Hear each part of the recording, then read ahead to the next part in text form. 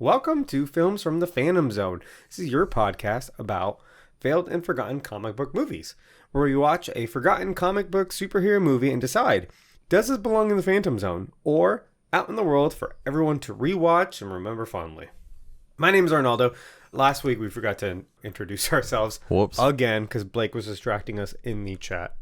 So my name's Arnaldo. I'm your host, and I'm joined, as always, with Berto, the other host. My co-host, yeah. All right, so Berto, what movie are we watching today? Teenage Mutant Ninja Turtles 3 from 1993. Yes, there's no subtitle. It's so funny we were talking about this. The previous movie, Teenage Mutant Ninja Turtles 2, had a subtitle, The Secret of the Ooze. And I feel like once you do that, you have to keep doing it, you got to right? keep doing it. You can't go back to just being like, all right, we're just doing numbers. You know, there's like a continuity in like the format. You know what I mean? We'll see next week that they could drop the number. Well, that is true. Yeah. Marvel now, like the MCU basically is all subtitles for everything. Yeah, the only exception really being the Iron Man movies. Yeah, because those were kind of the and first I guess sequels. Guardians, but they do like Volume 1, Volume 2. Like they made it like a music thing. Yeah, you're right. So as usual, we watch movies almost in their entire franchises. Limit 4. Right? So we did Batman was 4 movies. This is 4 movies. Yeah. Any more than that, we might have to break them up a little bit. But so we did Teenage Mutant Ninja Turtles from 1990. And then Teenage Mutant Ninja Turtles 2, The Secret of the Ooze last week. Those episodes are available. The Secret of the Ooze just went available today. But I guess by the time this goes out, it's going to be like 10 days before. Wherever you listen to podcasts. Yes, it is. Wherever you consume everywhere. your podcast. So that episode, we did the whole fucking ninja rap, people. So I don't know what more you want from us. We broke the song down. Well, we don't have one in this movie to break down. I know. So go check that out. Also, guys, we record our episodes live on Twitch at twitch.tv/filmsfrompz. We're doing that right now. We have my wife in the chat. She's also watching Band of Brothers. So it's apparently her favorite show. Don't know how that works out. She usually watches things like Pretty Little Liars and Vampire Diaries, and then she's like, oh no, Band of Brothers is my favorite show. It's a very serious World War II like epic show. So yeah, we record these live on Twitch. If you guys want to be part of the podcast, we're here on Monday nights. Come hang out. You can be part of the discussion, part of the conversation. If you can talk in the chat, things that we think might be interesting, we might leave in. Twitch.tv/filmsfrompz. Teenage Mutant Ninja Turtles 3 is available on HBO Max. Very easy to watch. Watch along. And as far as we know, it's like just a part of HBO Max, so it shouldn't... It'll always be there, basically. Yeah. So time code's in the description. We're going to go, if you want to jump around, but we're going to go through our initial expectations, the plot. What do you have to plot? We talk about it. Yeah, we're going to talk about... we're going to analyze it to the best of our abilities before we get into Keep or Cancel. And then we decide if it's going to go in the Phantom Zone or not. But before we get started with that, Berto, I've got a new segment for you. Are you ready for it? Okay.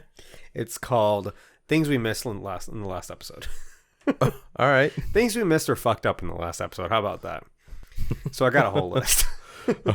There were so many things last week that we were like, oh, we should fact check that. And then afterwards, I'm editing the episode and I'm like, oh, yeah, we dropped the ball there. So I got a couple things here. You ready? Yeah. Ernie Reyes, who played Kino in that last movie, he was a stuntman in the first one. Sweet. I was right. Yeah, you were right. And then I guess they liked him and they offered him an actual role. And he was like, okay. In the second one, yeah. Luckily, he is not in this third movie because I didn't like him very much. Okay, so number 2, we were talking about the history of the Ninja Turtles with specifically like a band. Like, were they a band or are they a rock band or whatever? And I was like, oh yeah, I had the toys. Like, in some way, they were like a band. Do you remember talking about this? Yeah. So what it were 2 different things that I've conflated.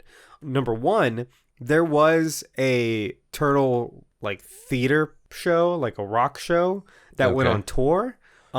Shortly after the first movie came out, sponsored by Pizza Hut. Of course. They put a lot of money into it, and basically the Turtles had a rock band. They all had cool outfits, and the Shredder was trying to like, I don't know, destroy their music. Yeah, like destroy rock and roll or something like that. What the fuck? Yeah. There is really interesting video of of this. I will link it below because it's such a weird thing that happened. But also, at the same time, the company that was making the toys, because you can only sell like 4 Ninja Turtle toys, and that's kind of all the characters, right? A couple bad guys, April, Splinter, Shredder, Bebop, Rocksteady. In order to make more toys, they would just kind of keep on putting them in different outfits and be like, hey, this is the Turtles as whatever. That's a thing that still happens today with toys. There was a series of Ninja Turtle toys where they were like in a rock band, and they all represented a different era in like rock music.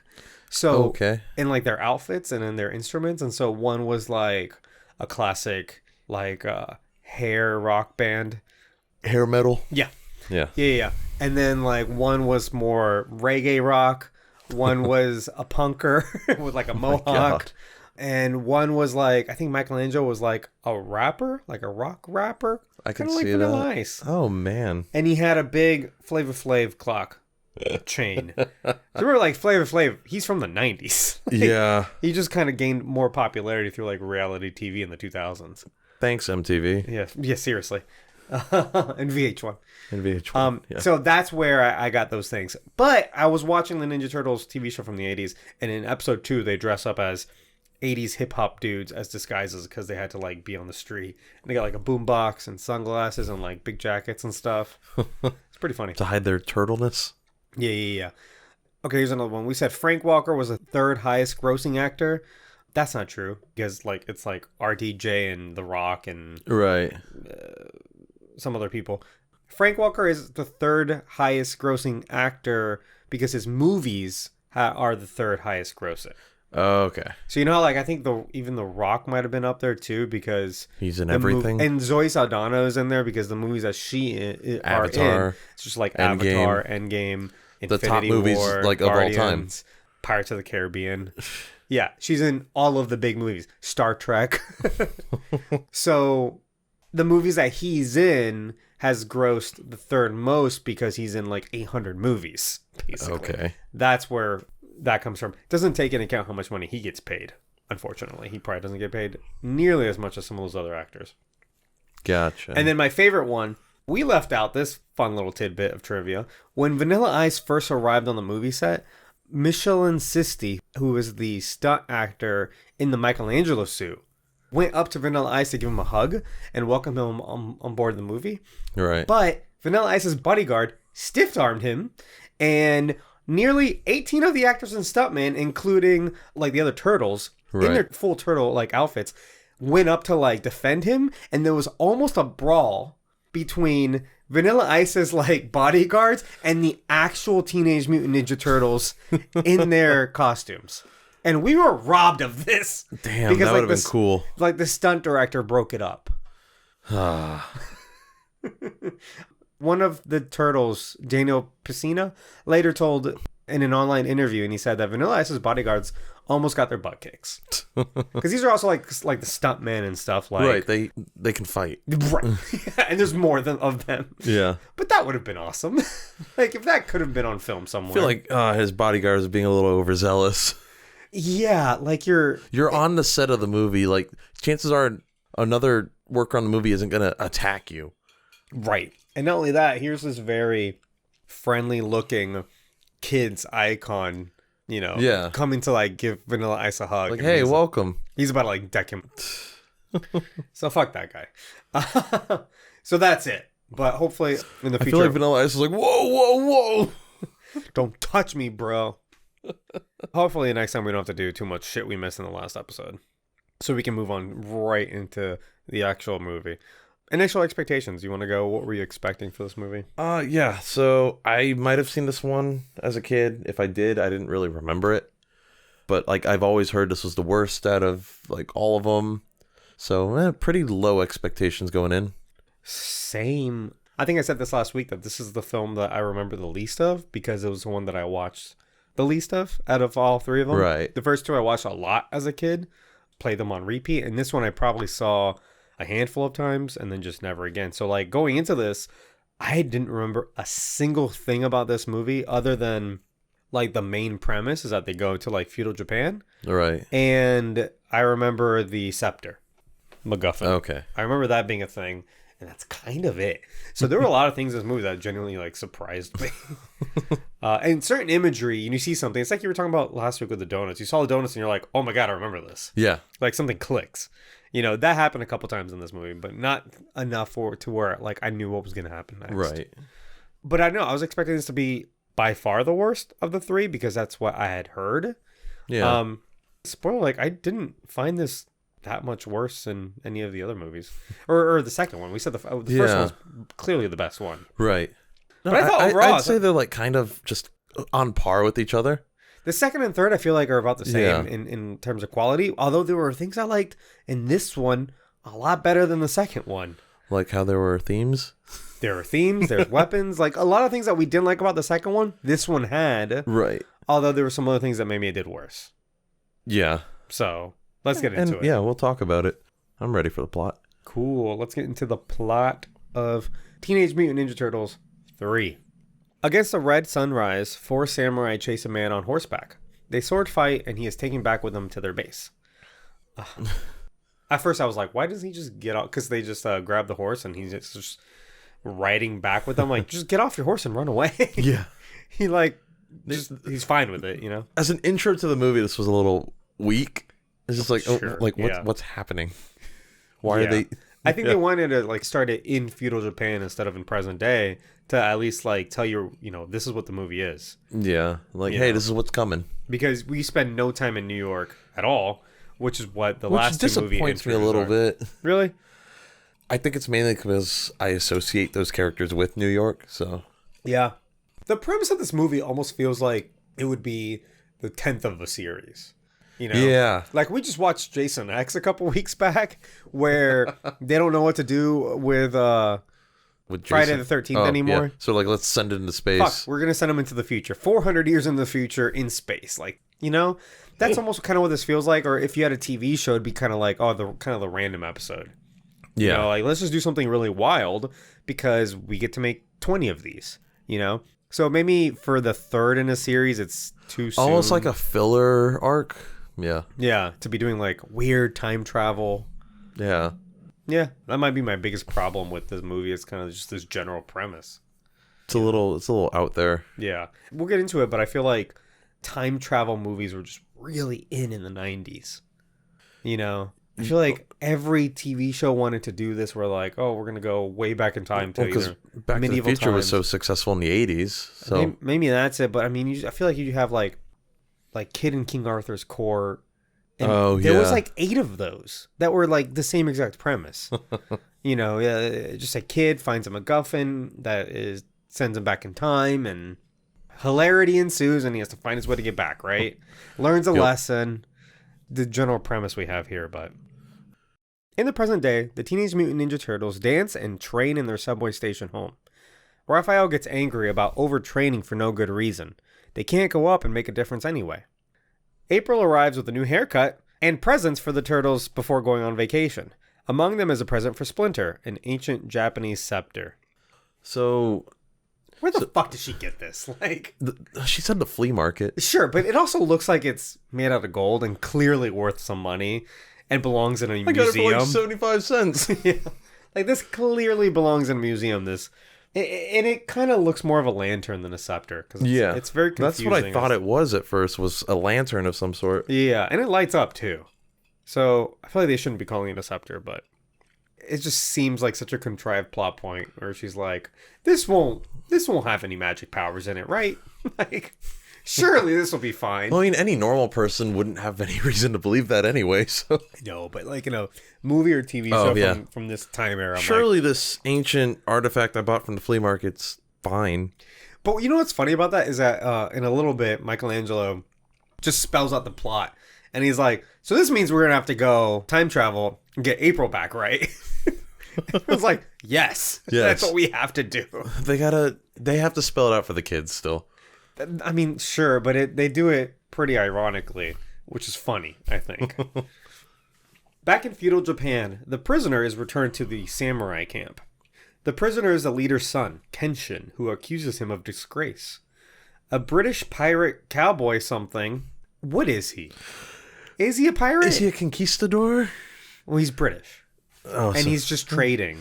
So yeah, what's he doing in Japan? And they did say that, there was a lot of trading going on. Was he a mercenary? That's what I'm saying. But like, he looks like he doesn't look official. Like, he doesn't look like he works for the British government or a big company. He looks like he's out for himself and his crew. So how does he have all this power to trade with? Yeah, so that makes him a pirate then, right? I guess. And they also call him a cowboy later, so it's like he's kind of a pirate, he's kind of a cowboy. Also, like, he has guns, which is like a big deal in feudal Japan because they're like... The year is 1603, by the way. Okay. I don't know where... So maybe not feudal Japan. They don't say that. Well, it's feudal. Feudal. They don't say that outright in the movie, but like the Wikipedia is very certain that it was 1603. Like, that's where they traveled. That's the year. So, like, guns are, I guess, very new, and, they're kind of just constantly threatening these Japanese villages with their guns. Yeah. So a British pirate cowboy something shows up named Walker, looking to trade with Lord Norinaga. We're going to review all these names in a second. Norinaga sounds right. Yeah, no, I'm saying there's a lot of like names. Oh, yeah. There's a lot of brand new characters in this. Oh, absolutely. Yeah. Kenshin throws a tantrum in a trophy room and uncovers the same scepter April is holding in the present. With it, he uncovers a manuscript with ancient depictions of the Ninja Turtles. He reads it, and both scepters begin to glow, his and April's. Lightning from the scepter engulfs April's body and she disappears. A second later, a body reappears, but it's Kenshin, and he's wearing her clothes. April arrives to where he was in his time wearing his clothes. Yet she kept her Walkman, and he kept his katana. Yeah, that kind of didn't make sense. It was a little weird. He passes out from the shock. Very lucky that April was wearing very androgynous clothing. I mean... It's also very 90s.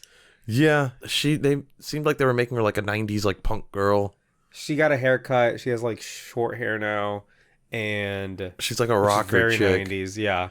And she's wearing a white t-shirt, jeans, a leather jacket. Jeans, and a leather jacket. Yeah.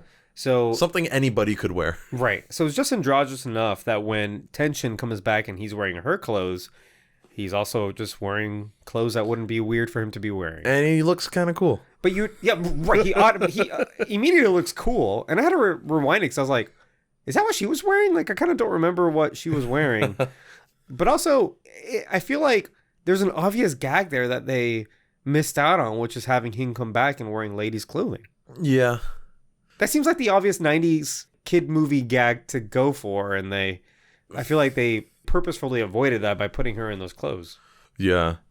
I mean, I like the idea of, like, the way that the time travel works is they literally swap spots with somebody, and that they don't take their clothes with them, but it didn't make sense that he had his katana and she had her Walkman. Yeah. That didn't make sense. Like, clothes work, but items don't. That were in your pocket, I'm sure. Yeah. Yeah. So that part was weird. They probably did it just so they could have that scene where... The Walkman, yeah. And that's it. Because Kenshin didn't need his katana once in New York. He tries to fight the next guys that show up. Yeah, but... For a minute. That we're going to get to. Yeah.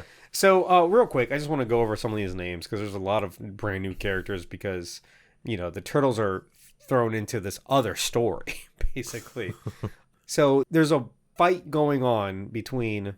like the warlord, who seems to be Lord Norinaga.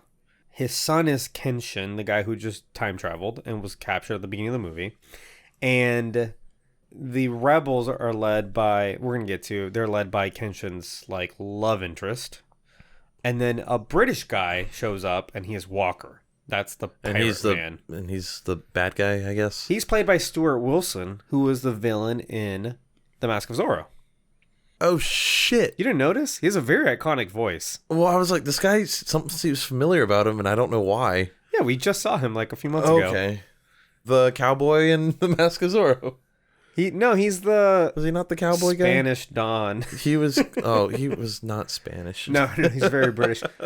I think they wrote it off as like, he would have been given the position of a Don, even though he's from England. Like, they're settlers, basically. Okay. They're colonizers is what they are. Back in the subway station, they quickly surmise Kenshin is from feudal Japan, but they are not surprised that he can speak English. As Donatello points out, they were trading with the English and many Japanese were fluent in English. Mikey, however, asks, How did you get in April's pants? They had to. Great joke. Great joke. I love quote-unquote family films. That have little, like, gags like this. Yes, because that distinguishes them from kid movies. Because kid movies are only for kids, while family movies are for everybody in the family, but have to, you gotta throw the parents a bone every Exactly. Yeah, you have to kind of hide a joke in there that only the parents are going to get and kids aren't. Which Disney actually does this a lot with their movies. Exactly, because they make good family films. Right. But this is a great joke because kids are going to be like, oh yeah, he is wearing her clothes.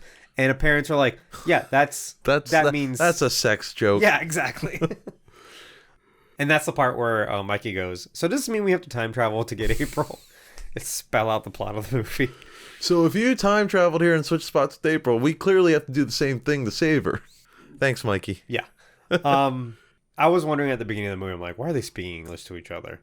And they should have been speaking Japanese with subtitles. Speaking English to each other is weird. Exactly. Yeah. Because Donatello does point out that certain people in Japan who are trading with they would English know people, the language. they would be able to speak English. Like we do see the people that are explicitly trading with the Brits. But here. amongst themselves, it wouldn't be normal for them to converse in English. Not at all. And there are other characters that just speak Japanese in this. So it's just that beginning part. I'm like, they shouldn't be speaking English. In Japan, April is surrounded, assumed to be a witch after her Walkman goes off, and is locked up in the dungeons. There she meets a man who is locked up who bears a striking resemblance to Casey Jones. It's because he's played by the same actor, by the way. In New York City, Donatello concludes that the scepter works as a weight exchange through time. They'll need to switch places with 4 similar men in order to time travel.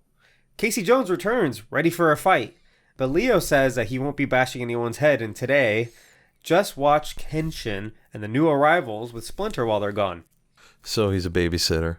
I got so excited when Casey Jones showed up. I am happy that they brought Casey Jones back in this one. I didn't know that he was in this movie for some reason. I didn't either. And at first I was surprised, and then it kind of clicked in the annals of my memories, where I remember him being in this movie. But at first I was like, I actually went, yes! Unfortunately, he doesn't have too much to do in this movie. He's just kind of there. This movie fixes, I think, what the last one did, where they don't want Casey Jones bashing anyone's brains in. Which is his thing. Exactly, and they make a joke alluding to that. He's like, all right, whose head am I going to bash in? And Leo's like, nobody's. You're not going to do any of that. And it's very meta, because that's why he was written out of the last movie. Right. And in this one, it's like, you're just going to hang out here for comedic effect. That's your job. And he is funny. Oh, all his stuff works so well. It's some of my favorite stuff in this movie. What I don't get is why do we have that guy that looks like Casey in the past? What's the point? Yes. That doesn't make any sense. And I think it's because there's also another character in Japan who I think is an ancestor of a character that we know in the present. And I think that's the parallel, that character that April just meets is Casey Jones's ancestor. Okay. Why? There's no real payoff. It wasn't It's super a necessary. crazy coincidence. Exactly. Yeah, exactly. Yeah. There's no real payoff for that, so they didn't actually need to do that. But here we are, right? I thought they were going to do something like have them switch spots or something. For a second, me too. That would have been kind of interesting, especially since they look alike. I don't want Casey Jones just thrown off into feudal Japan. He's a good character. Think of all the funny shit he can say. Actually, I feel it might get racist if Casey Jones is in Japan. Maybe. I don't know. He was pretty good with the Japanese here in this movie. Mikey puts on some pants so that the other person won't arrive bare butt naked. I laughed at that. That was a good joke. He was thinking ahead too. Yeah. Because he knew about the clothes thing. He's like, we don't wear clothes, right? The turtles hold on to the scepter and lightning begins to engulf them. 4 Japanese honor guards arrive nearly naked in their places, except for the one who is wearing Mikey's pants. Good job, Mikey. Also, I just want to point out, they're nearly naked. They show up wearing weird-looking underwear that resembles the turtle shells. Did you notice that? A little bit, yeah. So I feel like the time travel mechanic understood their shells to be their clothing. Time travel. Yeah. It was like, well, their shells are their underwear.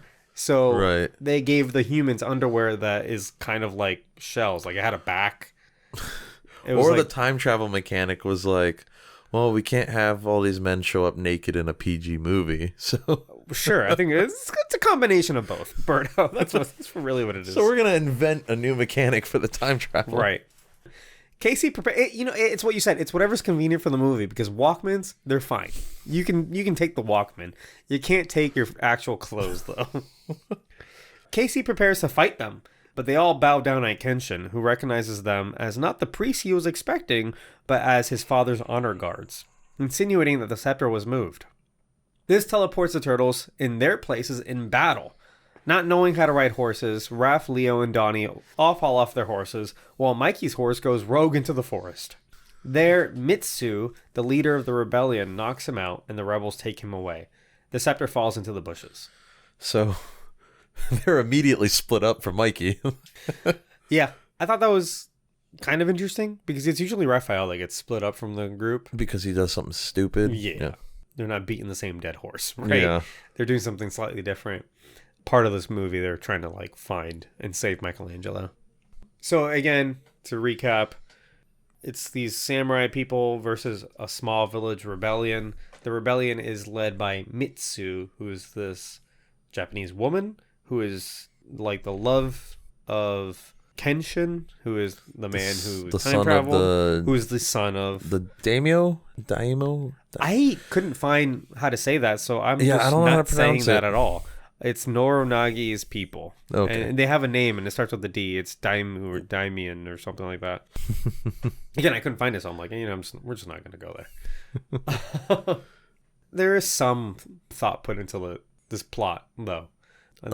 More than the last It was an movie, interesting yeah. wrinkle. Yeah, definitely. It was an interesting wrinkle that, they moved the scepter. It wasn't where he thought it was going to be, so instead of 4 priests who aren't doing anything, it's the guards that show up.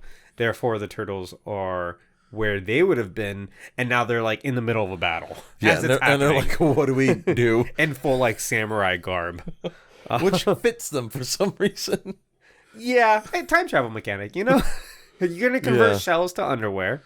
You're going to make those clothes fit the turtles. Like even the mask like fits their face. I had those toys from this movie. The samurai turtles? The samurai turtles, yeah. It was a great toy because it had all the detail and had the masks that you could put on and off them. Okay. Toys back then were just built so well. I don't know how toys are built now. I don't really me neither. I don't know why I said that. My only frame of reference is Happy Meal toys, which has those are dipped cheap in quality a lot in the last 20 years. Incredibly cheap. Yeah. The turtles, in disguise as the honor guards, sneak into the dungeons to free April. They scare the guards off. April frees the other prisoner who looks like Casey Jones, Wit. The rest of the guards discover the turtles and a fight ensues. They are overwhelmed by guards and close the door. April and Wit find a garbage chute for them to escape through. Just classic Star Wars, go through the garbage chute. Except Wit that's jumps exactly through what it first. Yeah. He just immediately He's dives like in. later. Well, he's not a good dude, as we're going to learn. But, No, he's kind of a piece of shit. yeah. There is some really bad sound editing in this scene. There's some bad Foley going on. So, basically the sound effects just don't seem to match up what they're doing. Like, when they go down the garbage chute, you hear a lot of, squishing noises. I don't know if you noticed, I was like, squish? Just generic sounding. It's very generic. Sewer noises. But right. they weren't even really going down a sewer. Exactly. It kind of just... that's the joke. Yeah. Is that, they go to this different time era and they're like, turtles have to go through the sewers again. And one of them says as much. But it really just ends up being they fly out into a river. Yeah. And again, some of those technical things where the shot where they each fall out of the chute, they stitch 3 separate shots together and you can see the seams. So that's called a jump cut, where the camera's in the same place and everything just slightly moved. Which is jarring to see. Yeah, it's very jarring and it shouldn't happen. So, not good. Not good filmmaking there. And I hate to see that kind of stuff in a normal budget movie like this. This was 20 usually you plus see that million. indie films, stuff like that. Exactly, yeah, poorly made movies. That's kind of inexcusable for a film like this. Mikey wakes up in the rebels' village as the rest of the turtles search for him in the forest. April rips her pants into shorts to the ogling of Leo and Donnie, and Raph appreciates the clear water at a spring. I did think that was kind of weird that it's Leo and Donatello the ones that are like, oh, April, like, show off your legs. And Raphael's like, wow, I really enjoy the clean environment here. Yeah. It did look nice, in fairness. And I don't think they've ever seen... No, they've never seen, like, They've never seen clean water before. In the spring, you know? They live in a sewer. It's in the middle of Japan. Or it's storm drain. Yeah, storm drain. They're attacked by rebels. After a short fight, Mitsu, their leader, stops the fight, saying they're just like the other one, signaling to the turtles that they have Michelangelo. Honestly, there's some really good fighting going on here. A lot better than the last movie. A lot They're better. allowed to use their weapons. They have their weapons because they're fighting other people with weapons, you know? Right. There's like 2 shots, there's like a full scene of Donatello doing some really good bow staff choreography. Did you see that? A little, like, I saw it. It's a lot. Well, yeah, obviously. It's a lot. He's spinning. He's just doing, it's a whole, like demonstration. He's actually using the bow staff. Yeah, it was really good stunt work.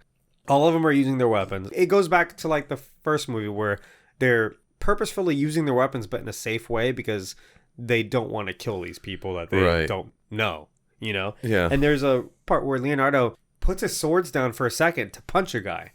Because the guy, like, he lost his weapon, and he's like, well, if I use my swords, I'm going to kill this man, or slice him, or stab him. So he actually puts his swords down, and he punches them instead. Which is nice to see. Yeah. And then there's a scene where Mitsu's going to use her bow and arrow. And Raphael throws a sigh. Yeah. That's pretty cool, too. So, and he's like, that's not very nice. the action in this scene is really good. Yeah. And like we were saying, we made a lot of complaints about last week, and I think this is a step up from that. They arrive to the village to find it under attack by Walker and his men. That's the British guy. They are searching for the missing Kenshin and the Golden Scepter. Mikey scares his people and meets Walker, who, although is astounded, tries to shoot him. This is where Mikey like calls him like Clint Eastwood and a cowboy, makes a lot of jokes. Yeah. Well, like I think when he rode past him, he legitimately thought it was Clint Eastwood for a second. He was like, wait, was that? Leo, Raph, and Donnie arrived in time to save him. The rebels and the turtles fight off the pirates. Again, we don't know if they're pirates, but I'm just going to call them that. A fire engulfs the house and traps a child inside. Mikey runs in to save him and emerges with the child, saying, Kurt Russell, eat your heart out. The boy, named Yoshi, is unconscious and not breathing. Leonardo takes him and performs CPR, saving his life. I don't want to, that joke aside, I don't want to make it sound like it was a very jokey scene. It was a very well done, I thought, going into a fire and saving a little boy scene. Like, it was dramatic. Yeah. You know?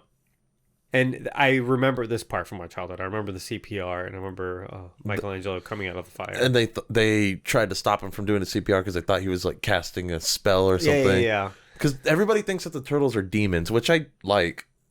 Yeah, they call them kappa, which is a Japanese word for like a demon spirit or a spirit, because not all kappa are evil. And they say this in this movie, and I went on a little Wikipedia hole about kappa, and I want to show you this picture.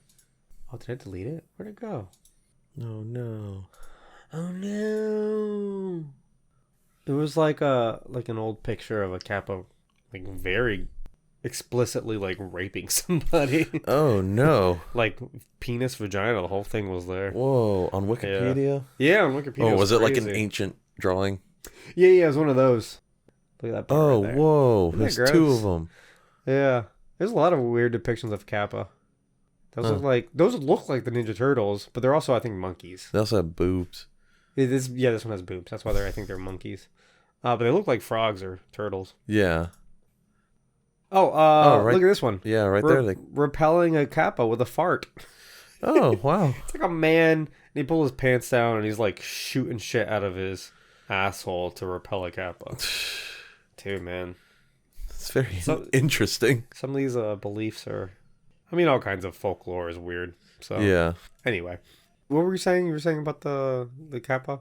Oh, how everybody thinks that that's what the turtles are. Sure, and yeah. I like that idea that everybody's like, most of them are like kind of afraid of the turtles because they think they're like these mythical creatures.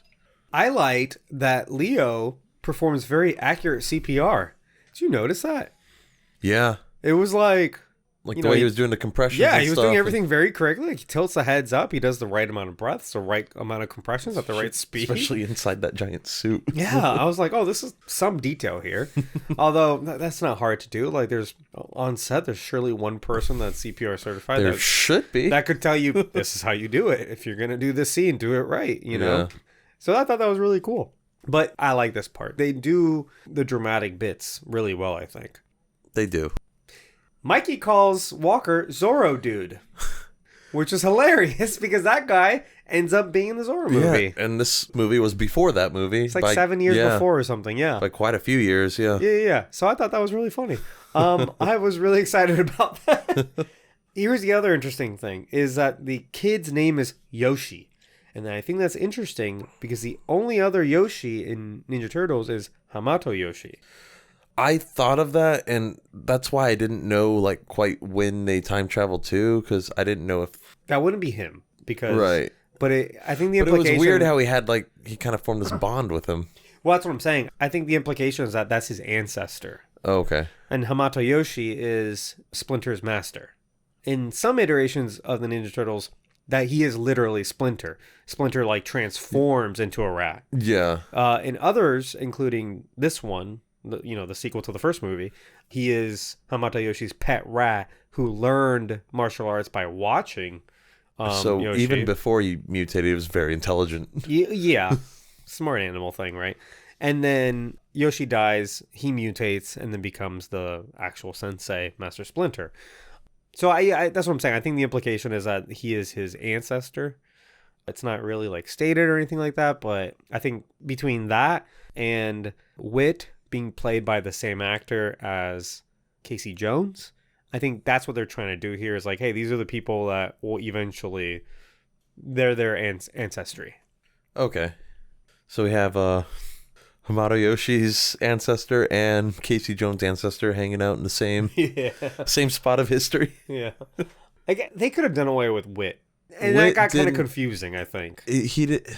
The character still could have been there. It did not need to be played by the same guy. Yeah. That made it weird. And it made April kept on looking at him like, God, like, you know? Look like Casey. She even calls him Casey. I think also they wanted to have more Casey, April love things, but they're in different places in the movie, the entire movie.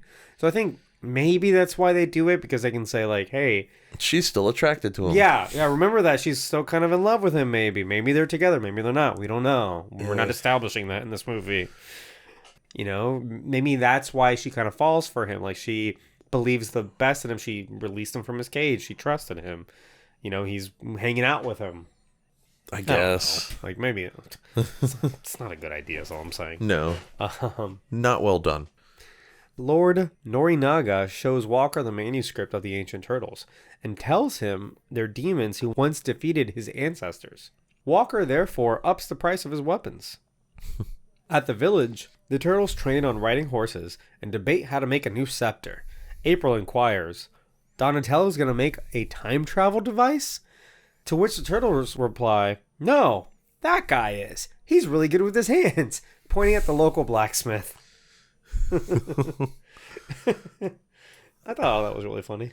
Yeah. For some reason, when I was watching this, I thought like Norinaga was going to be like part of like Shredder's ancestry or something. Was that implied at all? Or and also, why were the turtles there in the past to defeat his ancestor? Right. That's never explained. That's not explained.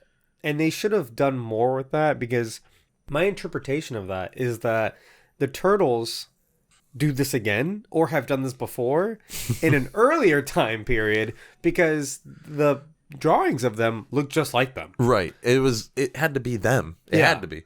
Unless if it's just like more depictions of Kappa that just happen to look like the Ninja Turtles.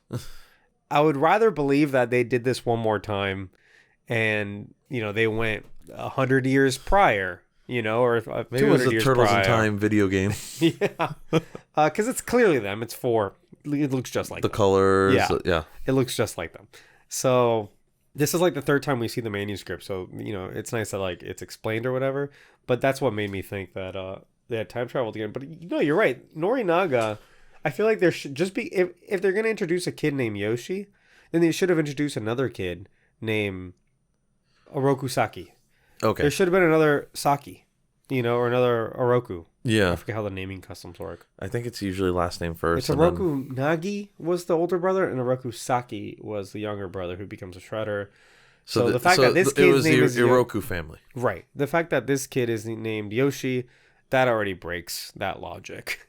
Because that would be his first name. Yeah. Which would be very common. And Yoshi is kind of a common Yoshi, name. yeah. I think it's a common Japanese name. Maybe. It's also the name of Yoshi from Yoshi? Mario. From Mario? Yeah, that's where you're going with that. So, don't think too hard about it. Oh, that's all I'm saying. But that would have been a more fun thing where it's, if you saw like Shredder's ancestry too, that would have been fun. Yeah. Since he's not in this movie and since he's dead. For real this time. Yeah. Supposedly. I saw a complaint about this movie. I was like, oh, no more Foot and no more Shredder. And I'm like, yeah. That was the point of the last movie. The 2 movies is enough. Like, let's do something different. I agree. Let's do something. Don't fight. They should have more enemies than just the Foot.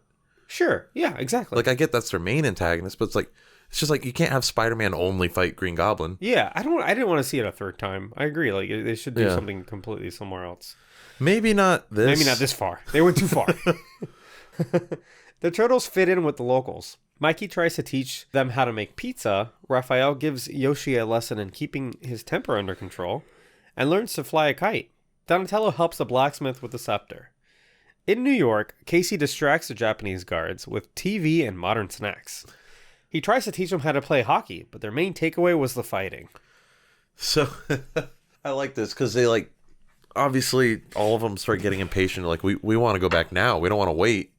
And then Casey just turns on the TV and immediately they're like, what is this? Yeah. They're like kind of like tapping at it. Like, what like am they I think looking little at? people are in it. Yeah. And I love that he puts on the hockey game. Not only do I think that's funny. It was an Islanders game, right? Oh, it's New York. I think maybe, yeah. Yeah. Not only is that funny, I think that's exactly what would happen if someone time traveled to the future and saw a television set. They'd be like, how are there They'd be people in They'd be here? freaking the fuck out. Yeah. In case he's like, it's not even the playoffs. Like, and then they start fighting, and then they're like, yeah. well, yeah, because then after the TV bit, he's like, all right, guys, I'm going to teach you how to play hockey. And they're like, oh, yeah, hockey. And then they just like start punching each other. I was like, oh, that's what they took away from the hockey games, is that they're always fighting. To be fair, that's what most people that don't watch hockey take away from hockey, too. The first time I ever went to a hockey game, someone was like, oh, you've never heard the phrase? I went to a fight and I saw a hockey game. I guess this also confirms that he was a hockey player, because that's something we discussed in the first movie. And yeah, with the hockey mask and the hockey sticks, like, is he? Well, he also had a bunch of baseball bats too. So we were like, is he a baseball player? Is he a hockey player? I think he's just a sports guy with a preference towards hockey. Yeah, he's definitely not like into basketball, a non-contact sport. Right. He needs like weapons. He needs something where I'm surprised he doesn't have like lacrosse sticks and stuff. Yeah. Those aren't that. They got big nets on them. Like, yeah, but that's a sport where you do hit people. that is true. Yeah. That's part of it. Yeah. Word arrives to the village that Norinaga's men and Walker will attack in the morning with guns and cannons. They finish constructing the new scepter, just as Raph and Mikey drop it into a well. And it shatters. Raphael gifts Yoshi a yo-yo, who is afraid that his new friends will die in battle. Yoshi reveals the actual scepter that had been recovered from the forest and gifts it to Raphael so that they don't die. It was very sweet, I thought. Yeah. The turtles deduced that the village was hiding the scepter from them in order to get them to fight with them, to which Michelangelo says, "The vibes in here just turned bad. Let's split." I just really like that line. Just then, Wit takes Mitsu hostage at knife point and demands the scepter now and Kenshin in the morning and takes her with him. The actor that plays Casey Jones, his English accent's pretty bad. It's just like, it sounds like an American trying to sound like an English person. But didn't even try. Like, they were like, all right, last minute. Hey, like, by the way. it's more like he just puts like inflections of like, give me the scepter. Just whatever you think a British scepter. accent sounds like, just do that. He sounds like just a normal bozo trying to act British after watching Harry Potter. Yeah. This was probably like, I don't know how this worked. Hello, Harry. I'm sure he was told that he was going to play 3 characters, but it feels like it was like a last minute thing. It was like, all right, you're this character now. Come on. Also, you're British. He was probably like, huh? Yeah, deal with it. Do you like this Raphael kind of hanging out with Yoshi a lot? I think it's nice. It's a little strange because usually Raphael's the hot-headed one, and he's the one that has like a lot of quiet moments in this film. Yeah, I think it's a good exploration of his character, honestly. That, like, I think he's a character that wouldn't seek out a child to, like, befriend. Right. But the child found him. And he's like, all right, this isn't so bad. Yeah, and I think he sees a lot of himself in the kid because the kid's like wants to do battle and the kid wants to fight. Yeah. Yeah, because that's what everyone in the village has to do to like survive. And Raphael's like, no, you're a kid. Fighting is for adults, and only when you have no other choice. Because he's a good martial artist. Like, he knows you don't seek out the fight, but you have to be prepared for it. It's meant to be in self-defense. Yeah. Yeah. And I don't know. I really like all this Raphael and Yoshi. It's like a character development for him. But like for him specifically, it seems like he's the one that really gets the development in this movie. There's a lot of Michelangelo time, too, in this movie. Michelangelo befriends... Not a lot of Leo and Donnie. Not as much. But Michelangelo does befriend Mitsu. That's true. And I mean, I left some of that out. It's kind of small. But they kind of make friends. I don't know if he likes her. I don't know either. And it gets to the point where they're like, we don't even want to go back now. Yeah, towards the end, they don't want to go back because they're kind of comfortable here. And they feel more appreciated than back in New York. They don't have to hide. They're accepted. It's nice. Yeah. I like the Raphael stuff. I think it's good for his character. It's character exploration and development that I buy in. I believe it. Yeah. I feel like that it is natural for his character to kind of like, look at this kid that he sees himself into and kind of do something there, right? And it's something that this movie does better than the last one, for sure, is just exploring the characters in general. Explore anything. Yeah. Any character, any theme. The last movie didn't even do a shred of, right? No. At the base, Mitsu admits that she does not have Kenshin, but that he went off on a magic journey. Wit reveals the scepter and that he's actually Walter's spy. The turtles sneak back into the dungeon to rescue Mitsu. They fight their way through the castle. They find the manuscript and encounter Norinaga and play into being the legendary demons. Mitsu and Norinaga are about to fight, but the turtles intervene and fight the guards with her. They release the rebel prisoners and a battle ensues. Leonardo engages in a sword fight with Norinaga and wins. Norinaga tells Leonardo to finish me. Leonardo obliges, crosses his swords together, approaches Norinaga's head, and cuts off his bun.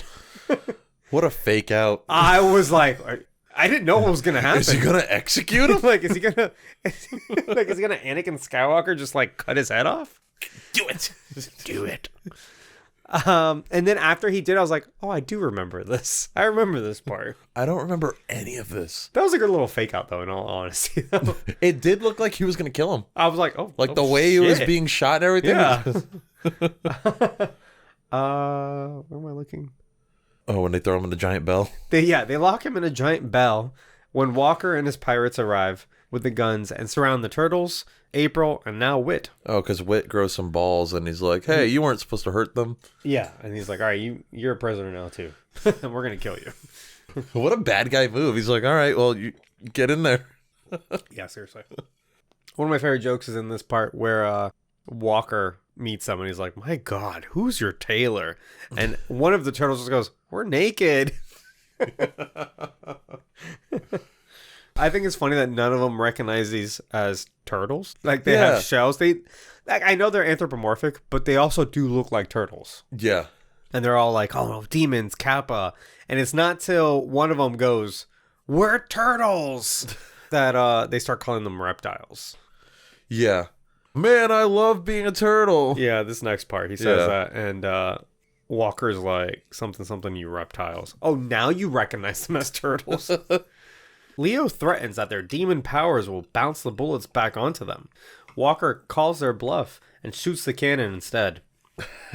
Leo dodges the cannonball, which somehow scares the pirates to run off. That was a stretch. Yeah. Like, here they are being Ninja Turtles or whatever, but the second that Leonardo, lowers his head into his shell... I mean, it did look kind of freaky. Oh, right, yeah. Because they had the upper hand. They had the guns. Yeah. And they all just turn around, drop their and guns, Walker's run like, away. oh, that's very clever. That's very and then runs away. Yeah, everyone's running away now. The turtles corner Walker, who throws the scepter into the air. Mikey catches it as Wit Why is his name Wit? It's such a bad name. It's such, and it's hard to say because it feels like it's a word. As Wit shoots a fire cannon to Walker, who falls into the ocean while he's trying to grab his finches that he keeps forgetting. Oh yeah, he has these little birds. It's like a running gag almost, where he's like, "Oh man, I forgot my birds." And well, earlier at the very beginning, he goes, "Oh, like aren't sons so annoying? Like children are so annoying. I've stopped that, and I only have little birds now." Like birds are annoying, implying that he had kids and he just doesn't fuck with them anymore, or he killed them. Yeah. But it's funny that he has finches, which I've had them as pets before. They're annoying birds. Really? They are constantly like, yeah, they're like not smart birds, they're little birds. Yeah, they're dumb. They might be dumber than parakeets. Parakeets are pretty dumb. Parakeets cockatiels are pretty smart. Cockatiels are smart. Parrots are obviously smart. But Parrots are very smart. they will outlive you. They will live like 80 years. Yeah, we had parrots. Really? Yeah, we had an African gray and we had a blue and gold macaw when I was younger. Did they talk?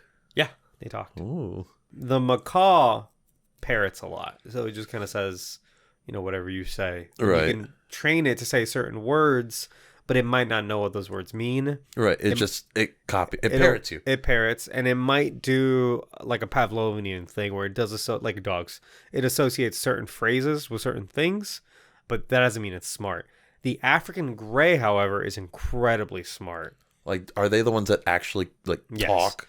They can understand like up to like 1,000 words or something. And the meaning? And the meaning. Wow. It's a little beyond Pavlovian where like they don't just associate it with certain things. They learn. They converse and stuff?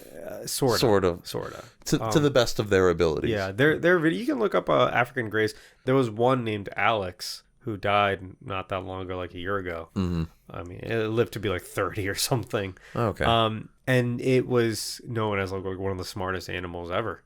Wow. They taught it to do all kinds of things, like real cognitive things. I gotta look that up. The problem with African greys is that they develop like severe anxiety from being like too smart and not. I mean, do they become like aware that they're like locked in a cage? A little bit, yeah. They don't like the idea of being they'll self-mutilate, so they'll like pull out their feathers. Oh. Sometimes they need to be like they need constant attention and or sometimes they'll be sedated. Oh. Yeah. Sometimes they need to be sedated. Okay. So ours was pulling her feathers out and we had to sedate her a little bit. Just to kind of keep her from like going crazy. Right. Because they, if they're not stimulated properly or if, they get too smart for their own good and they get depressed. Wow. It's a thing. Yeah. But our blue and gold was awesome. I love that bird. And again, just dumb enough, right? Yeah. I only ever had parakeets and finches, which are just dumb birds that just... Yeah. The African gray has such a good like vocal capacity that they can almost mimic any sound. That's incredible. Yeah, so that parrot could mimic like my dad's voice very well. Shit. And it can mimic the phone ringing very well. Like the exact chirp of the phone it can mimic. So sometimes it would just do it. And you'd think the phone is ringing? We thought the phone was ringing, yeah. Or and like you're the doorbell. Ah, damn it, bird. Yeah, or it would mimic the doorbell. Meanwhile, the macaw, who's like a bigger, dumber parrot, can only speak in its voice. It can't mimic to that degree. That's like the... Yeah. Anyway, that was a bird tangent we just went on. But, yeah, this fucker just keeps on carrying the finches in a cage. And he keeps forgetting them. So, like, he was about to escape, then he goes, oh, not again. He climbs up to go grab his birds, and then that's when the cannonball knocks him out. A flaming cannonball. A flaming cannonball. Yeah. Kills him, basically. It's not a great effect, too, when he falls into the ocean, because he's just falling, and then he just, like, disappears. And like, it looks no like a weird CG ocean that he's falling into. Yeah. Or maybe just like a picture. Yeah. But like his little silhouette just like disappears. It doesn't. It gets small and then disappears. Yeah. It's not very well done. No, not a good effect. April hurries the boys to leave. Mikey, Raph, and Leo suggest they should stay here where they are appreciated. There's a good discussion here for like a second. I thought Leo wanted to go back. He changes his mind, I thought. It was, Mikey and Raph convince him. And he's like, All right. Yeah. It's Donatello who's like, no, because I can't live without a microchip. He's What about your father? yeah, none of them are thinking about Splinter, which is weird. That none of them's like, you know what, Master Splinter or whatever. Or Casey? Yeah, fuck Casey, I guess. But that is April. She's like, no, like we're a family, we belong in New York or whatever. The scepter activates, but Casey is late because he took the honor guard to a bar to play arcade games. I mean, hey. I love them. I loved They everything. were really into the arcade games. I loved everything they were doing. He's like, he even says, he's like, all right, guys, I just want to show you a bit of the future, but we gotta go. He even goes like, guys, we gotta go. He's like, this might mess something up. I don't know. Yeah, he's like, this might mess up the. Does he say the timeline, or does he say this might mess up the future? Maybe, yeah, one of those. I love their whole bit, their whole little side plot. Oh, they love present day. Yeah. They didn't want to go back. They're having too much fun. Mitsu assures Mikey their families need to be together. He agrees, but does not make it back, leaving one honor guard in New York with the 3 turtles in April. So this little scene was fun because all of them go back. Mikey just misses it. And you see all the turtles, except for Mikey and April, and one of the Japanese guys left in New York. And for a second, I was like, does this movie end without resolving it? Yeah. I was like, I couldn't remember. I'm like, and it really hooked me for a second. The guard runs off with the scepter, but then a bright light reveals that the exchange happens off screen, and Michelangelo appears. I guess Mikey was still holding it, so it counts. Why did the guy run off with the scepter? I guess he was like, fuck this, man. I'm staying in New York. It's way better So than he starts running Japan. Mikey is sad and says he'll never laugh again. But Splinter puts his lampshade on his head to cheer him up. I feel like all these movies have to end with Splinter making it funny. Yeah. That's what. And then all the turtles come out and just start dancing with him, and then the movie's over. Yeah, it's kind of fun. I think Casey and April like look at each other. And they put them next to each other, but they're not making eye contact. Yeah. I love that the guards, the Japanese guys, they think that they have to be naked for this to work because they start taking all their clothes off. Which means they're just going to show up naked back. No, they'll be back in their... It means the turtles show up naked, which is fine because Yeah, that works out fine. Yeah, but I guess they're like, we got here naked. We have to... And we they're all we like... have to take all our clothes. They're all stripping, yeah. And then back in Japan, like, they have Kenshin and Mitsu have like a weird, like, movie-style kiss. Yeah. Because I think he saw it on a poster. He probably did, yeah. I think that's what happened. And he's like, oh, I'm going to kiss her like that. I'm going going to do again. that because I love her. And I like that when they're all saying goodbye, Raphael gives a big hug to Yoshi. And they have all... I like that whole bit. He cares about the kid. Yeah. So that's the movie, right? Roll credits. Roll credits. A fun song and a dance number. So overall, analysis. We're in the analysis portion, you guys. Berto, what do you think overall? Like, how do you look at this movie? I'm like conflicted with this movie because it's like first off, I don't have nostalgia for this movie specifically. I don't either because I barely remember it. I remember bits. Yeah, and that's it. But I don't hate this movie by any means, but I don't love it either. Like, it's just I don't like, for all the things they do right, it seems like they do something else wrong. And then there's just the whole premise of the movie is also just very strange and not in a way that I would say is good. If that makes sense. I agree with everything you said. I think the scales to which I agree are a little bit different. So I don't like the premise necessarily. All this time travel stuff. I don't normally like time travel shenanigans. I don't think a lot of times it works. I think Avengers Endgame did very well with it, surprisingly, because when I found out it was going to be about time travel, I was like, they're going to jump the shark here. You know what I mean? But then they did it very well. I thought they pulled that off well, too. Yeah, they pulled it off. Back to the Future is fine. Almost everything else up with time travel, I'm like, Terminator? I'm not having it. I guess Terminator works. Some of them. 2 of them. Sure. 2 out of like 7. So for the most part, I'm like, oh, God, like, again, this is such a 90s time travel shenanigan era, right? It's such a thing to do, like we were saying earlier. But that being said, the premise is there. This is where the movie is going. You know, from the 5 minutes into the movie, you know this is where this is going. Yeah. Actually, 1 minute into the movie, you know where this is going because it starts off in feudal Japan, Right. instead of New York City, right? So I already knew this was happening. After you, I think, jump over that premise that this is what's happening, I think it's fine, Okay. because I think given that premise, they execute well enough. They introduced like 4 or 5 new characters that all know each other, and they developed those characters very well. Like, none of those characters are very one-dimensional. They spent time with each one. Maybe Wit's a bit undimensional. No, fuck Wit. I'm not talking about him. I'm talking about like Mitsu, Kenshin, Norinagi, Walker. Yeah. Even the grandpa Yoshi. No, you those buy characters. into like there's already this conflict happening. Yes. Yeah. You believe that those characters exist, that they're doing their thing, that the turtles landed into their situation. Some of the plot is kind of smart. Like I said, there were some twists that I was genuinely surprised with. I like that they separated the turtles a little differently than they usually would. I like that they had time to they had their little downtime scene. Yeah. I like the little Yoshi and Raphael stuff, like the Michelangelo kind of meeting a girl and maybe he likes her and maybe he's like, isn't this better than New York? And so does Raphael think that. Like, there's stuff in this movie and that says a lot more than the last one. There wasn't that.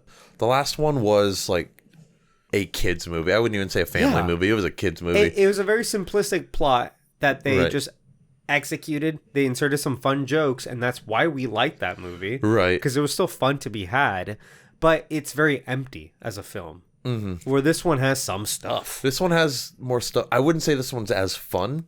This one does take itself a little bit more seriously. Yeah, it's almost like some sort of a middle ground between the first 2 films. A movie that is fun but takes itself way more seriously, the first one, and the second one, which is just kind of all fun and just nonsense, right? And this one's kind of in the middle, I feel. Yeah. And it felt like that in a lot of ways because, they went back to using their weapons in creative ways instead of just not using them at all. There's also a lot of musical cues to the first movie and not the second one in this one, which I thought was very well done. Yeah. So, like, I don't know. It seemed like they knew what they were doing when they made this movie, at least. But then there's all those, like, just some questionable stuff, like Wit existing at all. No, yeah, he doesn't. Right, he doesn't need to be in the movie. But, like, they made him, like, a pretty prominent character in the movie, too. I wouldn't say that. I wouldn't say that he takes that much time. He doesn't take up a lot of time. He's there for a couple plot points. And then he had that, like, change of heart at the end. Not really. He just spoke out of turn, basically. He just didn't want them to die. But he was very happy for them to get captured and tortured. Yeah. But don't shoot them. But don't murder them, exactly. I wish Casey had more to do. Okay. They kind of just made him comic relief here.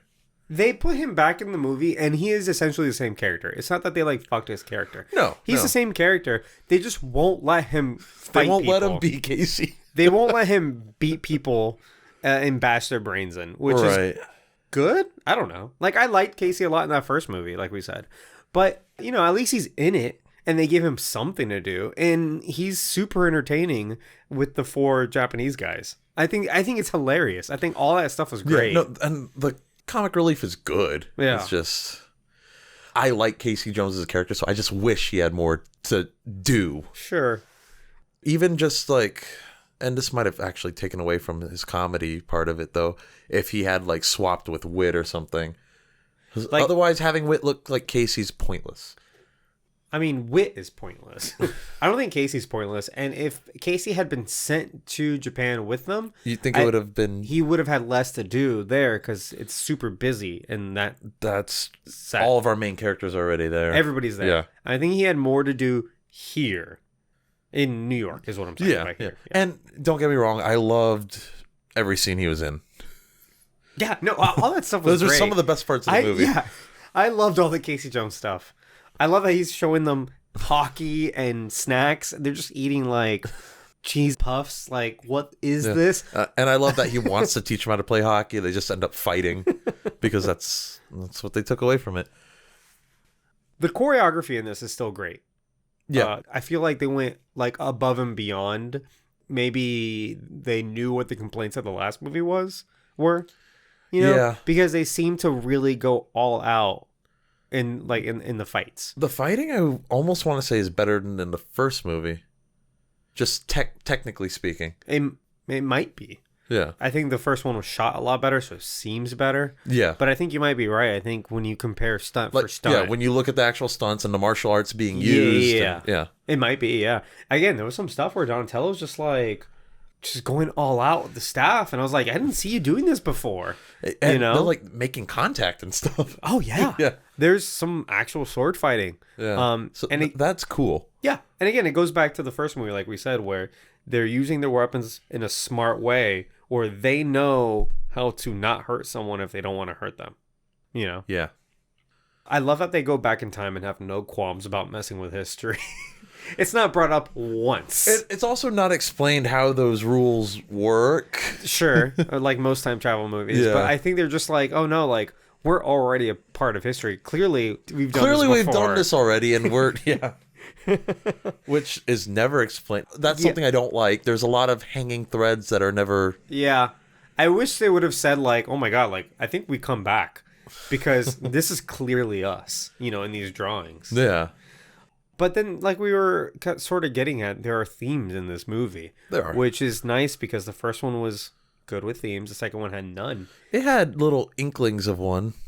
Almost the second one. This one is very much about, like, home and belonging and appreciation and, like, a little bit of self-worth. And there's a little bit of the grass is always greener on the other side, but that's not your home. Right. You know, because even the Japanese guys are like, we love New York. Like, why would we want to go back? They have all kinds of food, because you have to, TV fun or whatever. And the Turtles are in Japan, and they're like, this is amazing. We don't want to go back. Right. But given more time, they'd probably all be like, no, we need to go back. Right. Yeah. You're out of time at that point.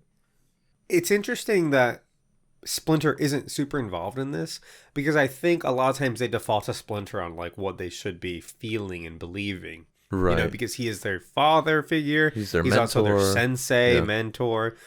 And he's not with them throughout this whole film. He's just hanging out with Casey, chilling. He's literally just, like, chilling in a chair the whole time, telling people to calm down. Yeah, he didn't do a whole lot. Also, I think a lot of it has to do with the fact that his puppet isn't as good. Oh, yeah. You know, and then it's a different actor. It's They a whole couldn't different have thing. him do too much movement. Yeah, I think they're like, we're not just kind of write him out of this movie. But not having him around, I think they kind of are not focused on the right thing, because Raphael is like, we don't get, at the beginning of the movie he does say, like, why are we even training for what? We don't do anything, you know. Now that the foot are gone, like, what's their purpose? Why are they ninjas? They don't get to go fight crime. They just train for no reason. Yeah. And he's not wrong. Right.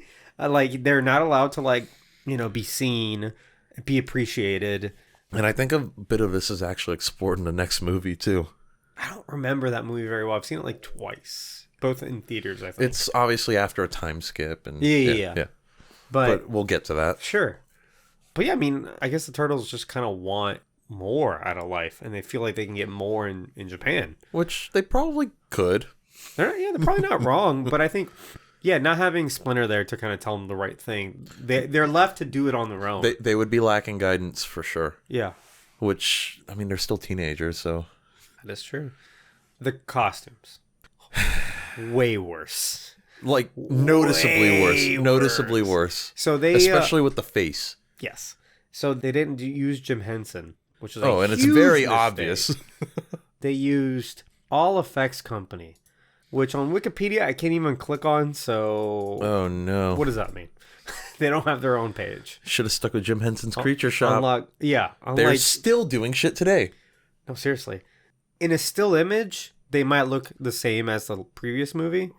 In motion, they do not falls apart at all. Yeah, they're not as well painted.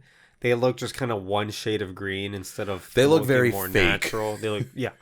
They have bigger spots on them. What I'm saying is that they're not as detailed painted. Yeah. So they look real. They look very much like a costume.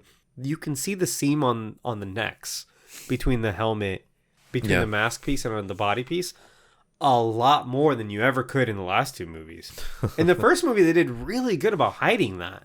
You know, you had to look for it. And this one is just, it's there. It looks like, it just looks like a, you know, like like a costume that you get at a fucking store, or like a Disney costume where you can see where they would take their helmet off, you know? Or the rubber mask from Batman Returns. Yeah, he just rips off. I'm impressed you haven't thrown in a Ghost Rider reference yet. I can't think of one. Trying to work it in. Yeah. All right, I believe in you. Their faces don't move as much as they did in the last two movies. Because again, this would have been yeah, it's like just mouth movement.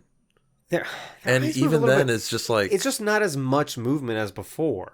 Where like, you know, their eyes are moving, their mouths are moving in a lot of ways. By the second movie, they had more motors and servers in their faces. Right. So they could accentuate more. Our problem with that movie was that they made the overall look more kid-friendly. A little too... cuter. They went a little too far with it. Yeah, it was a little too cute. And this, it's almost like they regressed because they use this different company. In the beginning, there's a scene where each of them are doing like martial arts moves. Their faces don't move at all during that. Like they're doing all these flips and whatever, and their faces are just kind of Just perfectly still. face. Yeah. Like, what are you doing? What's the point here? And the Splinter puppet looked horrible. Which is why they just had him just kind of sitting down most of the time. Yeah. In the first movie, it looked great. And in this one, it looks like shit. And in the first one, he fought. A little bit, yeah. A little bit. And he lit a match. He did, which we said was very ballsy of them to do. Yeah. Because that's probably a very flammable costume. So, man, huge mistake there. For the most part, like, once the movie starts and you kind of accept that this is what they look like, you can kind of, like, not notice it as much. You can look past it, but as soon as they showed him on screen, like, this looks noticeably worse than the other two movies. Yeah. It's almost like, why not just use the same prop? Just recycle the same one. Yeah. Like, use the same one from the first movie. The movie would be so much better if you just use those. Now, I will say, it does not look as bad as the live-action Ninja Turtles show, because those costumes are terrible. I think they just borrowed these costumes for that show. Did they? I want to say so. I think they used leftover stuff from these. I'm not even kidding. Because they didn't look good in that yeah, show. I think they're literally these same ones. And that's the show that has, I think, the female turtle for some reason. Yeah. Yeah. They team up with the Power Rangers once. Real quick. Oh, the series loosely follows the continuity of the 1990s live-action film trilogy. Oh, no. Do we have to watch it? Oh, no. Shredder's alive. Oh, that's weird. We have to look into this because I don't think it has a movie. There's only 26 episodes. Yeah, but maybe we just watch it and we can recap I have a blurb about it. Yeah. If it's part of the continuity... I kind of want to watch. I've never seen any of this Saban Entertainment. So it's made by the same dude that did Power Rangers anyway. Yes, that's why they had they had the crossover. Okay. Yeah, but I didn't watch... The series is partly based on a never-released fourth film in the Teenage Mutant Ninja Turtles film series titled Teenage Mutant Ninja Turtles 4: The New Mutation. We might have to review some of this. Is this basically the fourth movie? That's a whole thing. Oh, man. Venus de Milo was the fourth turtle. Oh, okay. Yeah. Even though Venus Where de does Milo... she come from, though? Even though Venus de Milo is a piece of art. She was just named after a piece of art? Yeah. And it's not from the Renaissance. It's more ancient than that. Venus de Milo. They found Venus de Milo. There's no artist to attribute. Oh, nobody knows who. I've seen Venus de Milo. It's really good. It's the one missing the arms. Oh, the statue? Yeah. Oh, okay. Anyway. I'm interested. Yeah, seriously. Okay. So anyway, costumes they could have done a lot better. That's all I'm saying. Bad costumes, terrible. Bad costumes. And so there's a lot of this movie where I feel it's a step up from the last one. Yeah, but then there's a lot of things that story, theme, action. The costumes is a big step backwards. That's huge step backwards. It's like a leap backwards. Yeah, and then the premise is a step backwards. But all in all, I don't know. I feel like this is not that bad. And and that's why I put it like about on par with the second one for different reasons. Sure. Yeah. No. Absolutely. Yeah. Oh, and it has technical problems, and that's almost unforgivable. Oh, the editing in this movie is significantly worse as well. Yeah. For some reason. Is this not made by the same people? I don't know. But no, I don't know. But it might not have been. You should not see that. You should not see like problems in the sound, jump cuts. That kind of thing shouldn't be in a movie of this budget. Especially when the previous movies had better filmmaking. The first one absolutely did. Yeah. First one's a good movie. So that's kind of all I have. You got anything else on there? Nah, I'm pretty good on that. All right. I feel like I'm a little underprepared for Keep or Cancel, but I thought for Keep or Cancel this time we could talk about Peter Laird and Kevin Eastman, the creators of Ninja Turtles. That could be fun. We don't really have anyone else to talk about. So No, there's nobody interesting in this movie that we haven't already talked about. Yeah. Do you know anything about these guys? I just know that they were fans of Daredevil. Clearly. So I heard a podcast where they interviewed Peter Laird, and I thought it was super interesting because these guys were just nobodies. Like, they had regular jobs. They're just like you and me. And they both wanted to be comic book creators. Okay. Again, the interview was with Peter Laird, and he just kept on saying, like, when he was a kid, you know, he would just go and after school buy a bunch of comics, read them on the stoop at the comic shop, and then go home. And they were mostly like Marvel comics. Silver All Age? I hear is all that fucking gunfire from Band of Brothers. Is it throwing you off? It is. So he said he would read a bunch of Jack Kirby stuff. If you say you want to, do art, do a comic, people are much more supportive of the arts now than they were before. You'd get laughed out of school if you said you wanted to make comic books. He didn't do it professionally, but, he would tell his teachers, like, no, that's, I want to make comic books. How do I do that? Most of his teachers... You don't want to do that. Yeah. Most of his teachers said, like, yeah, don't do that or whatever. And then one said, okay, that's interesting. Now, if you want to draw comics, I assume that you can draw characters pretty well. Great. Don't do that. I want to see you. I would like for you to draw me background stuff, a room, like a desk, walls, perspective, objects. That's true. Stuff like that's actually important in the comic book. Exactly, because you're drawing more the environment. You have to draw the whole picture, obviously. So practice that kind of stuff. Chairs, beds, tables, bookshelves, objects, all that, and bring it back to me on Monday, and we'll work from there. Like an art teacher said that to him. And I was like, that's good advice. So true. That's great advice. Like, that's all the stuff that people, maybe don't practice as much when they're, drawing It's comics. like, even if you make a background, you're right. When you're drawing a comic book, you're drawing the whole panel. You're making a scene. You're not just drawing a character. You can't just do the character and nothing in the background. Now, there are comics that do that. Right. But that's great. Great for them. But when you have a comic like the Ninja Turtles, the setting is a lot. Yeah. The sewers and the rooftops and New York and whatever. Which is why this movie was so weird. Yeah. So later on, Peter comes up with the idea for Ninja Turtles, and he gets together with, I don't really know too much about their relationship, Peter and Kevin Eastman, but they get together to do Ninja Turtles. Kevin Eastman comes up with the idea, like, he makes drawings for him, he sends them back, and he added Teenage Mutant on it. Like, just to the title? To the title is on top of Ninja Turtles. And he was like, oh shit, I like that. It's one of those things where it's like so on the nose, but it works. You're literally saying what they are. And we said this in 4 words. What more do you need to know? That is all you need to know about these characters. They're Teenage Mutant Ninja Turtles. Like, yeah. He just kind of wanted to play into the ridiculousness of it, because this all started as a joke. Like, this was a parody of Daredevil, a parody of Ronin. They really like Frank Miller fans. Yeah. Who is a very edgy... And it was just, these comics are super edgy. And they're super dark. They're right up my alley. I really need to read them. I read the first 2 issues. They're honestly pretty good. They hold up.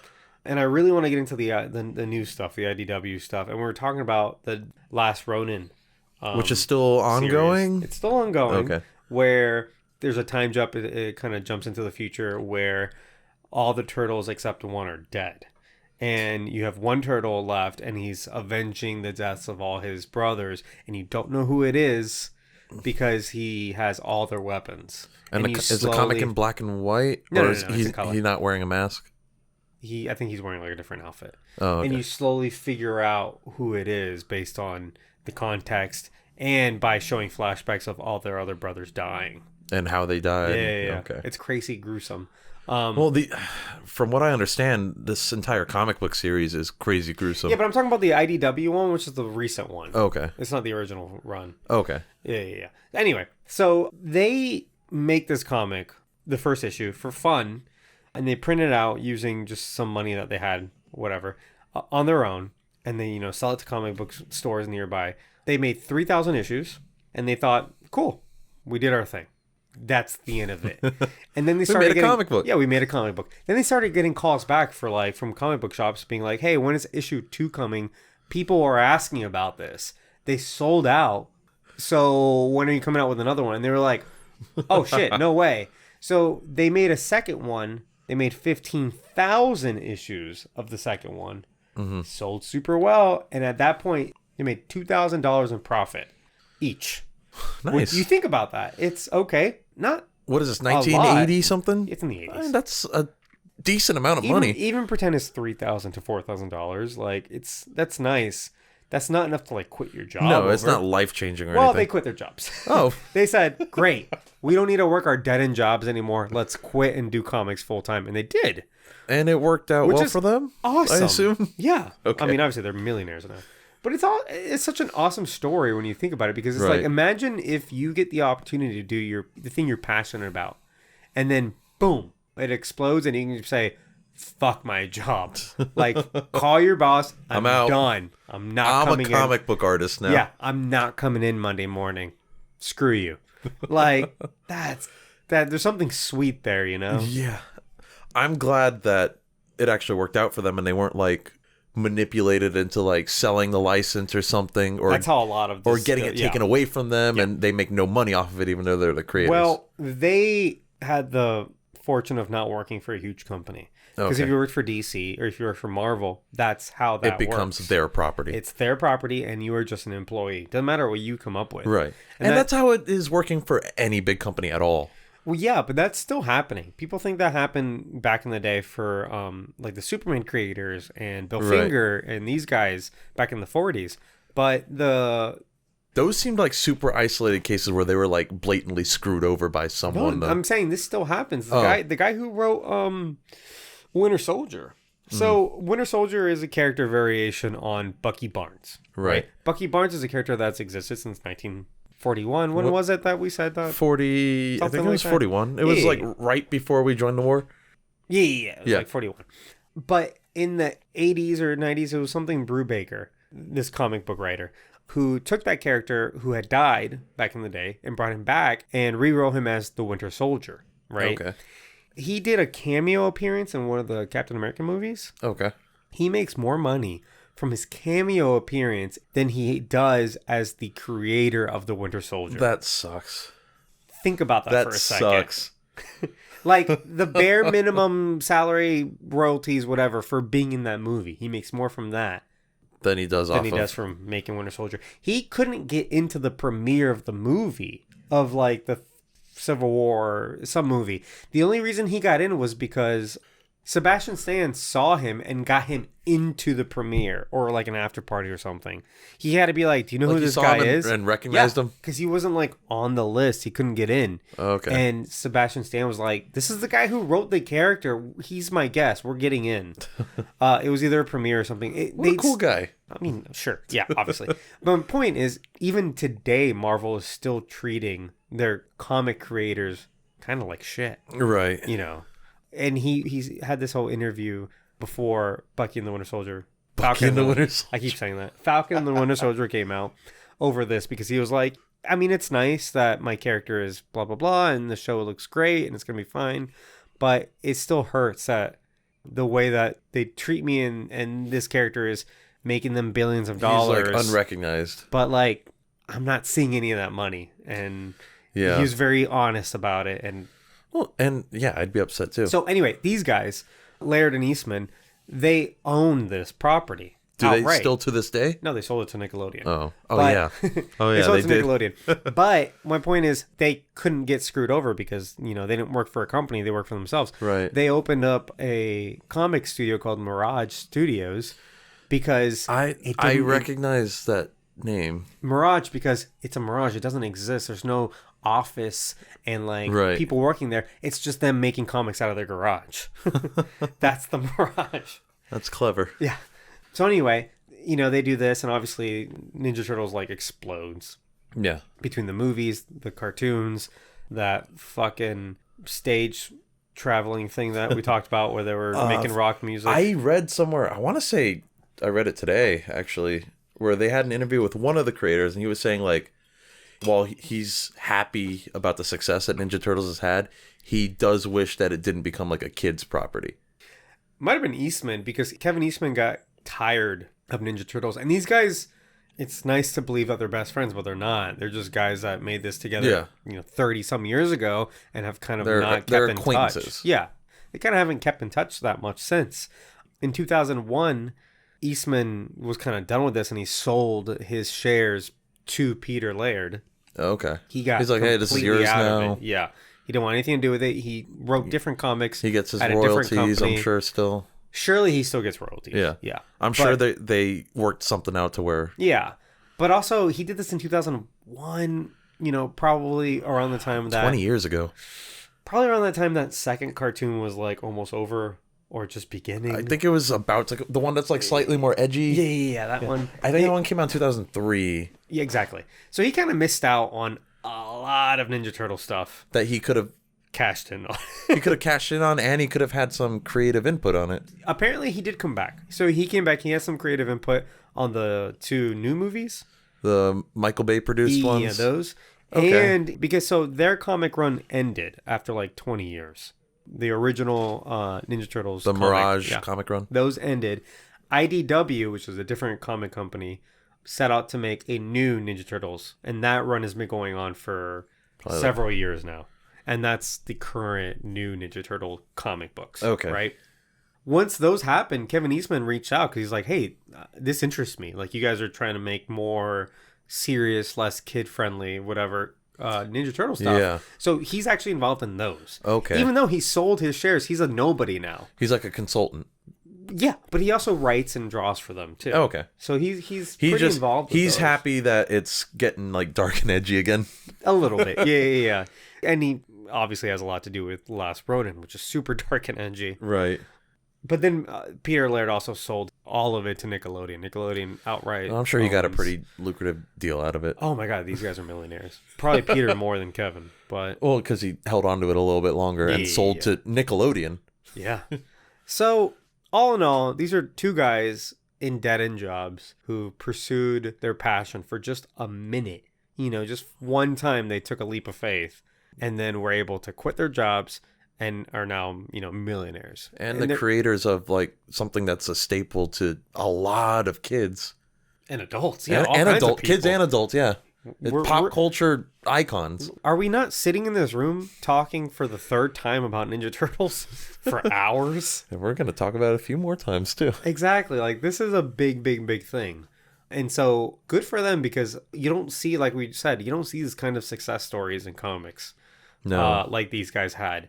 They had the most ridiculous idea, and they turned it into this. And their first issue was just like a parody, basically. It was a joke. They thought it was going to be a joke. And they turned it into this $500 million like thing. And is that why the first issue is like a complete story? Because like that's all they intended to write? Well, and he even said, he was like, we didn't want to be that comic that kept on bringing characters back to life. So in the first issue, they kill Shredder. And then 10 issues later, they brought him back to life because they're like, well, that's our best villain. They probably also didn't know at the time. That it was a very finite comic book. Right. They brought back Shredder. After he blew up. I mean, he's clearly the best villain. So yeah. I definitely want to read a lot more of those comic books. I'll send you the link. I'd be interested in the origin of like Krang and stuff. Yeah, for sure. You can, and all those are free online. But I do also want to read the IDW stuff, the new stuff, because it looks really good. There's a lot of Batman crossovers. Yeah, is IDW like an offshoot of DC? I don't know. Or are they also owned by Warner Brothers? Because I know the Ninja Turtles were also characters in Injustice too, that you could play as. Oh, were they really? Yeah, they were DLC characters. It might have been a licensing thing. We can look it up real quick. But then like all the Ninja Turtle stuff's also on HBO along with all the DC stuff. Yeah. Okay, so they have a partnership, and that's why there's crossovers between the two, I guess? Yeah, they're independent. Okay. Yeah, there you go. Yeah, I mean, they have crossover with Batman a few times, and there's even a movie.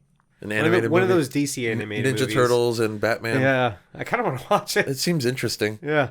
So, keep. These are two guys that just they followed their dreams. Literally made their dreams come true. Yeah. Just a little bit of hard work and faith, keep right? them. Yeah. No, obviously this was always a keep, but I just think this is a cool story. So that's it. Let's do our final thoughts and whether we're going to put this movie into the Phantom Zone or not.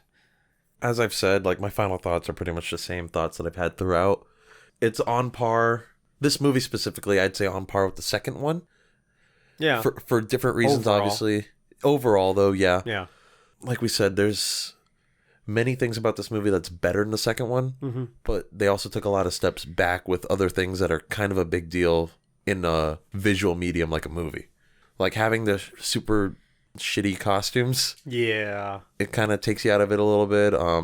The bad editing, jump cuts, stuff like that. Like, it's almost like from a filmmaking perspective, this movie took like 5 steps backwards. But from a writing perspective, it took a few steps forward. Absolutely. That's a great way to put it. Because you're absolutely right. I mean, thematically, this movie is better than the last one. Character-wise, it's better than the last one. I think story-wise, they wrote a much better story than the last one. But it does exist within this like very 90s time travel premise that I'm like, did we have to do this? And a bit of that makes it like fall flat a little bit, I think. And I think, premise aside, like it still works for me. Like, it's almost like, don't think too much about the time travel. You know what I mean? Because it is interesting to put them in Japan. That the outcome is interesting, even if that mechanic is weird. The way we got there was a little No, but you're absolutely right. Filmmaking wise, this is inferior to the first one by far.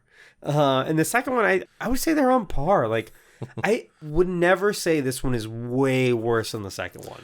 No, and a lot of people say this is just like way worse than the others, worst of the trilogy. I'm like, it's about what I expected from the trilogy, actually. It's about the same as the second one overall. There's a lot of things I liked in this one, a lot better than the second one. There's a lot better action in this one. I mean, they're using their weapons.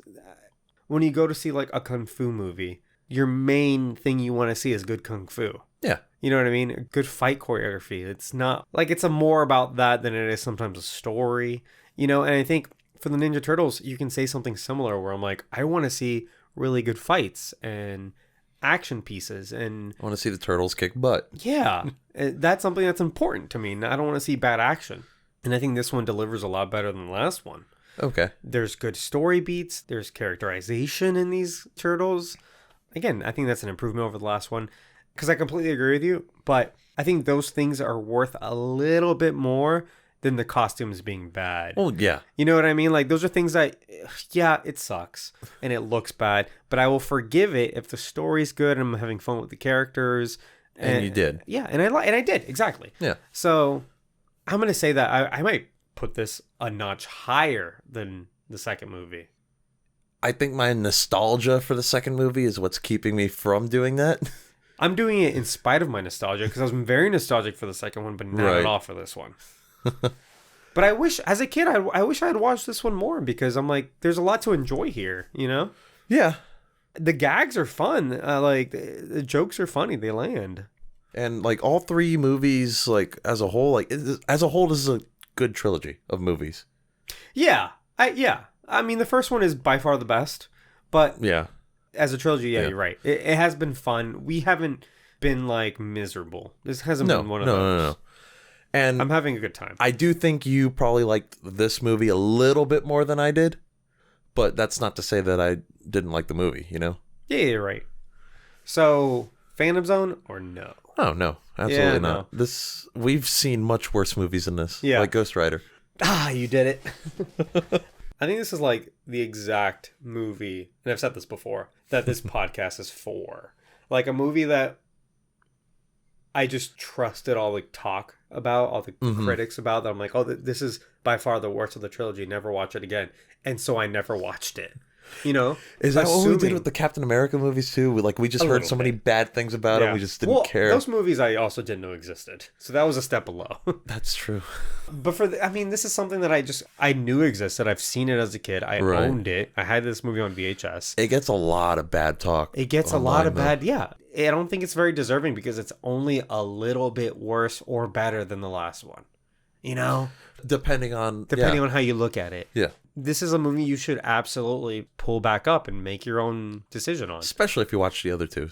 Especially if you like them. Like, if you already like Ninja Turtles, you're already primed to like this more than you might hate it. You know?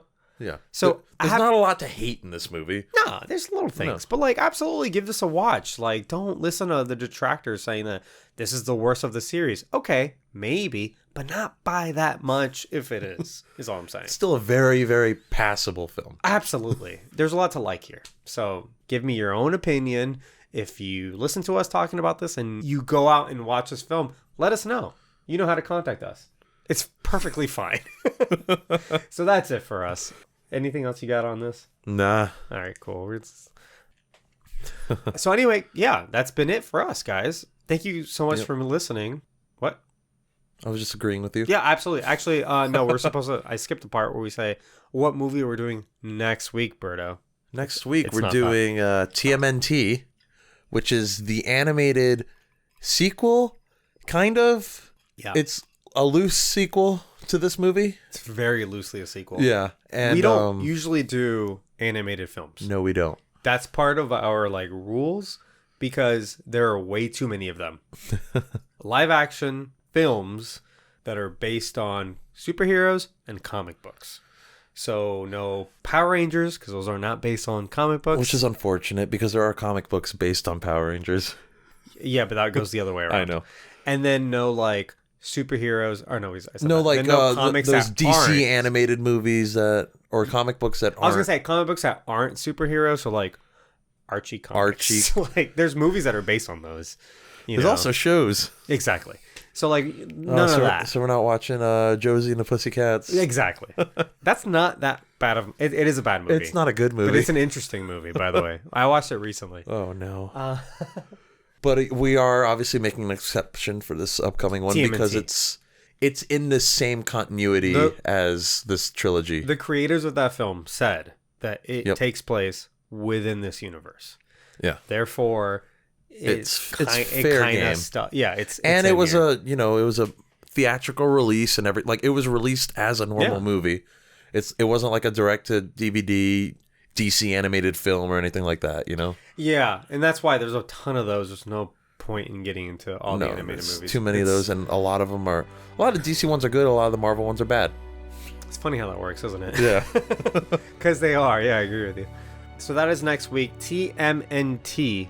Which was 2007? 2007, yeah. It's just the abbreviation, and that is available on HBO Max.